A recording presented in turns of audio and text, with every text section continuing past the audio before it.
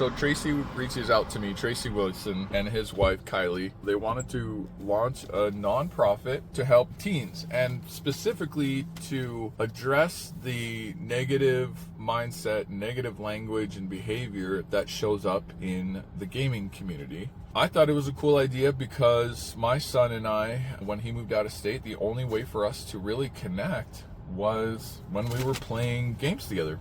It was nice to be in an arena where I could actually have genuine conversations and it wasn't confrontational. So right when Tracy told me the idea, I was on board because I had my own personal experience with it. I think it's a great way to connect with kids. Yeah, there's some unhealthy aspects, which is what we want to address, but then there are lots of health aspects like hand-eye coordination and strategy and timing and learning to repeat over and over and over again. Try to beat the boss and then you beat the boss and go to the next level, which is like how life is. I think video games are a great metaphor for life. As a self-development coach, I see an instant parallel. My crucial question was, okay, what sort of creeds are we going to introduce to these kids to have them think about their lives and go into some kind of space of introspection? And he said, that's a good question.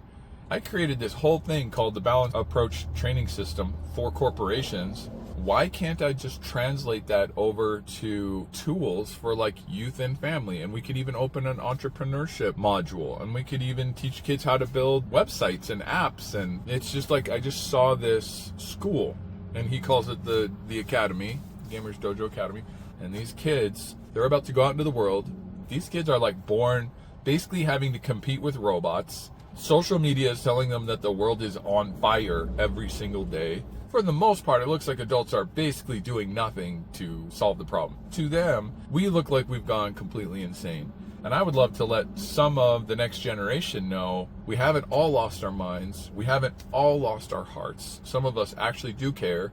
Complaining on Facebook is not going to fix it. We've got to get like boots on the ground, start hosting classes, giving these kids tools to regulate their nervous system, understand their emotional states, understand the difference between their head, their heart, their body, and basically how to manage them. Like, could you imagine starting your life as a young adult right now and just this vast ocean of what the hell is going on? I, for one, feel very empathetic for them. As much as I would love to help my generation, the older generations, like, they all have the same access to classes and coaches and retreats as I do.